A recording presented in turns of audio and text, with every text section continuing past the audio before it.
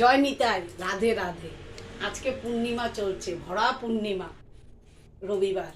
আমি আজকে এই যে ইঁচড়ের তরকারি বানিয়েছি, দেখো, নিরামিষ ইঁচড়ের তরকারি, দই দিয়েছি, হ্যাঁ। আর তার সাথে এখানে গরম পড়ে গেছে, তো ইঁচড় বেরিয়ে গেছে। আচ্ছা, তার সাথে বানিয়েছি ছোলার ডাল।